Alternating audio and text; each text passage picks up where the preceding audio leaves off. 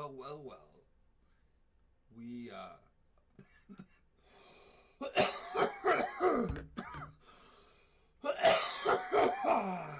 we are back again with some more Stone DM. This is a little bit more thoughts on a Thursday. We still play D&D. I took a little bit of a break because I thought we were going to be transitioning into a little bit more podcasting, like as a group for the All Bear crew. So I was going to limit my conversation with myself and potentially, you guys here. That way I had, more topics and stuff to talk about during those. However, we've gotten a little bit busy, so we do still play. However, we don't have a lot of opportunity to sit down and talk about it. However, I've had a lot of things going on in real life and in the game, and I need to get some of these thoughts out. I need to ramble on a little bit, and figured now is as good a time as ever. I'm sitting at home, Thursday night football. Let's get high and talk some D&D. You know what I mean? So, we are in the world of Mirage, and I'll be honest, I have zero idea where the last place I left off at. It's been quite a while. I still think I'm going to label this one a thought on a Thursday, but really it's just the Stone DM podcast, and we're just here to talk some shit.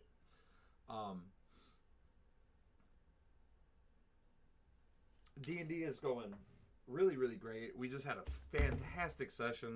A lot of emotions, ups, downs, laughs, and honestly, I almost broke down a little bit, shed a little bit of a tear,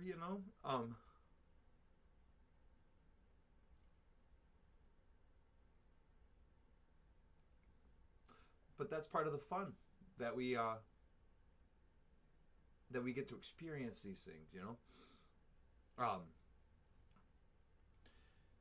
I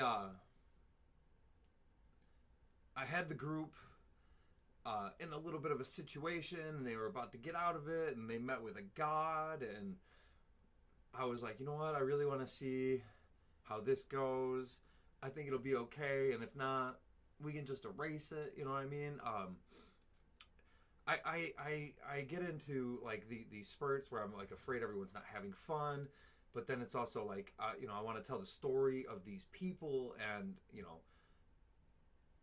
what that entails, but also it's a game, and we're here for the night, and none of this is real, and none of it like really matters, even though like I'm very interested in all of it, and I want it all to go well, and for everyone to just enjoy and laugh and have as much fun as possible, and that comes with embodying these characters and growing with them, and we've had these characters for a long time, so now like some of the emotions and stuff kind of set in a little bit, but also I found myself not kind of pushing the boundaries or ramping up the danger level appropriately sometimes. Like even at some points, like I told some of them, sometimes I feel like I might be afraid to hurt some of these people, but with that said, we did experience another character death, and this is the first one that we've had in the land of Mirage, outside of like a one shot or something, and this is one of the longest campaigns we've ever done, so this person has played possibly the longest character going into a death, and like I personally still have not experienced a character death, so like I don't know what all that entails, but I have been the DM for I think all of our character deaths, so I try to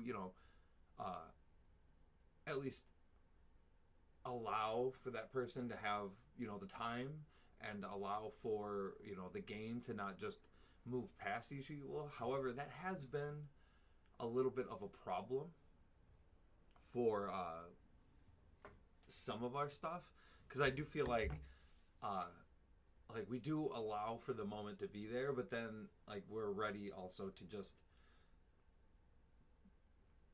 hey, here's the next person, welcome to the group, where are we and what are we doing, you know what I mean?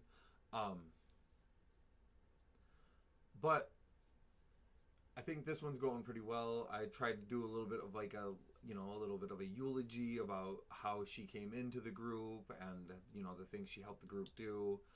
uh However, resurrection is a reality in Dungeons and Dragons, and I suppose not all of it, because there are some modules and campaigns, even that people put together themselves that isn't involved with reviving the dead. However, I guess I'm saying however a lot instead of or but.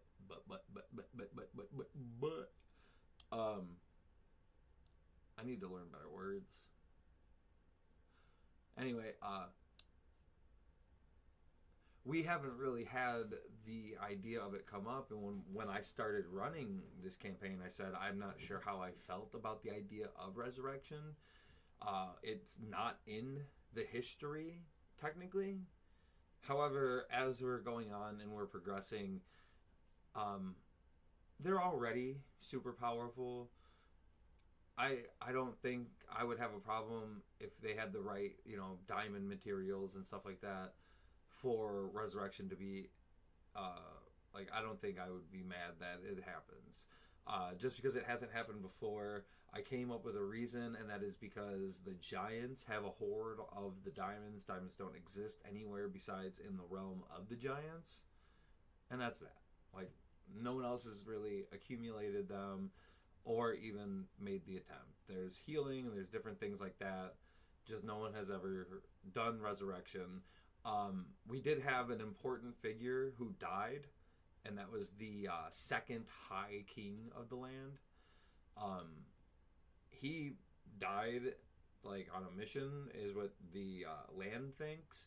However, he ended up in the Giants' realm, and whether he has or has not died, he has been found and is in some type of debt situation where he is kind of just living out his term because he's an honorable person, but he's got like a plan of his own, and he's okay, because the realm has been left to his son, and his son is obviously competent because the realm is still there and has progressed under his rule of 150 years now. So while he is upset that everyone thinks he's dead, it's not the end all be all, because he is still in the mindset of a king, and those are his people, and he's still doing what he believes to be right by his people, and that will eventually be obviously like the expansion of the giants' land into that of everyone else. You know what I mean? Well, I guess probably not, because I only started explaining it, so you have no idea what I mean. But you I guess you could start to get the idea. But we've had so much happen, and like I said, I don't know really where I left off. Oh, well, that did not even you didn't even really let that one develop. Sorry, that was about the game.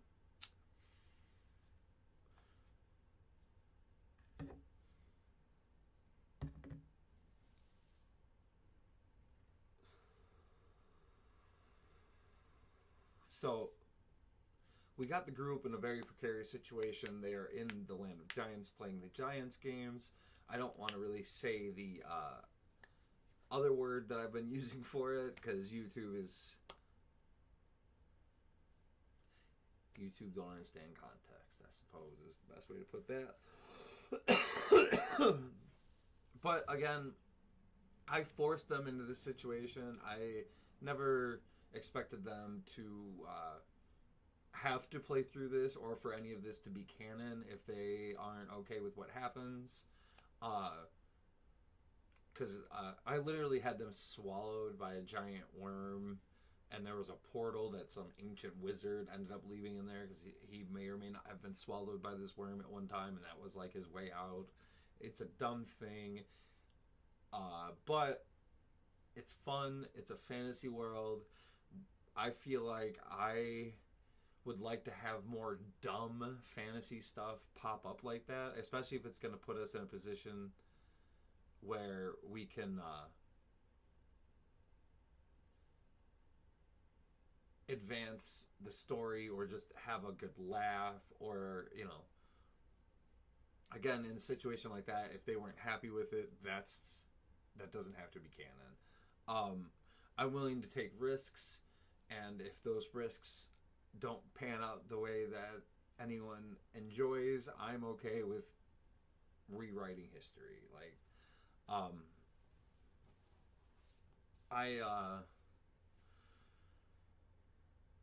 think it's a lot of fun. It also gave me a chance to let the world develop a little bit. However, I also have to kind of back off on some of the things that may or may not be expanding, because I did hit them with a kidnapping of a mentor right before I had them swallowed up by a worm. So I kind of like gave them a big important mission and then said, nah. I railroaded this shit out of them right into this whole thing. I told them that that's what that was happening. Again, I told them that I think it'll be fun, and it'll give me the opportunity to kind of attempt some different mechanic things with some of these different games, and it'll also give them the opportunity to see some different games and have a chance to roll some dice and just do some different stuff. So that was the big idea. I have several ideas as far as like scapegoats to get them out of this area fairly safely, because again, I did railroad them into going here, and I told them the only thing they need to know about this place is it's extremely dangerous. But I do have the problem right now where when I speak to the players and I am trying to be like the obvious NPC, some of the players tend to hold on to the words that the NPCs say as like law, and they don't question or go against some of the things that like an NPC may warn them about. So I need to be a little bit better at letting them know, like, or helping them understand, like, just because an NPC believes or holds something dear doesn't mean that's like the end all be all. And sometimes just because, like, even if that is the end all be all, doesn't mean you can't take that risk anyway.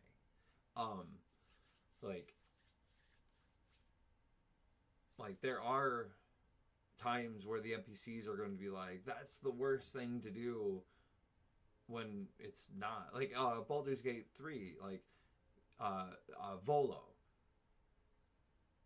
he wants to rip your eye out, and that's obviously a bad idea. However, you get a new eye that shows you invisible characters within 10 feet and no disadvantages that I can remember. So while it seemed bad, there is still a benefit. So like sometimes you have to push through some of those potential boundaries that the people of the world have given themselves and attempted to push onto you. But I just need to help them understand that, like, they still have the freedom to choose and to make different ideas a reality. They can come up with their own things. ideas, or solutions even. Uh, like we don't only have to role play the characters and how they react to the situations. We can also role play these characters and how they would work around or through some of these problems that maybe we as people don't consider. Um, and that's another thing that I struggle with too, is the idea of everything always has some type of human or even like personal idea of morals and values, and I try hard to avoid those things or even bring in the values of different historical peoples and different periods in time, and how they may or may not have seen life. But it's really hard. So like embodying these different cultures and peoples, and especially when they're in a fantasy world, and like anything is possible, but going back to the default of what we are as people, and understanding the values and the ideas that we hold. So like sometimes while you're in the game and things are coming at you, you are role playing your character, but you're still resorting to the default moral value of yourself. And I don't just mean like you, the player. I mean like you, a human person, like not alien species, I suppose. Again, if that makes sense. Probably not, but I think it does. Like I'm with it. You know what I mean? I'm here.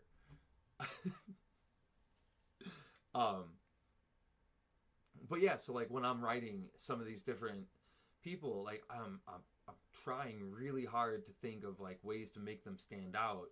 But when I'm up there being the DM and trying to portray these things, like there is so much of the world, especially with this being an entirely made up world by like me. I have asked, allowed them to incorporate things and stuff like that, but like they have zero idea about like the terrain or like the vision. Like we don't have Fandolin to like have the idea of like what this is. And like I try to draw maps and stuff, and they're obviously really bad, but like they still don't understand, like, is the grass brown, green, is the grass here fucking orange, like what color are the tree, like they only know that when I tell them that.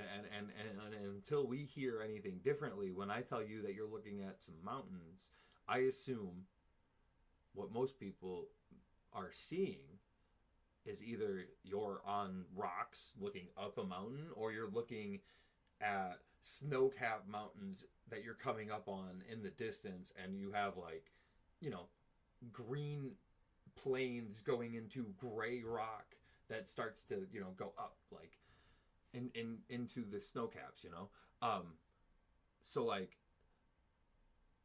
unless I tell them that this world has different color, like the Fey realm, you know what I mean? Unless I tell them that, they wouldn't have any idea to think anything outside of what they already understand, just as life experiences, given them. And yeah, it's a fantasy world, and anything can be anything. And honestly, if they wanted to envision this world in whatever way they want to, when I tell them it's the swamps, I'm thinking, swamp people, Louisiana, like, in my head, I envision that they're going over like different types of man-made bridges over these, the lands of like grass that float. I forgot what they're called. But like stuff like that, like they're going through like that. I don't know what they see. Like I see the mangrove trees, like, where you can almost like get in underneath them and like go through the roots and stuff. Like that's what I'm seeing. But I don't know what they're seeing, and I'm not good enough at like describing anything different for them or to give them a different vision than whatever it is that they think of when I tell them that they're in a plains land or a swamp land or coming up on the mountains. So like whatever they think of, like in their head, whenever they have heard those words, the jungle, like I one need to do better to explain what I'm envisioning. Two, I need to take in their consideration. That way I can change my world from my vision only into a broader vision, because like if people are seeing these different things, like I'm dumb. I don't know a lot about the world. I don't know a lot about different terrains. So like I have very base visions when it comes to these different places. So if anybody has better ideas, like that's awesome.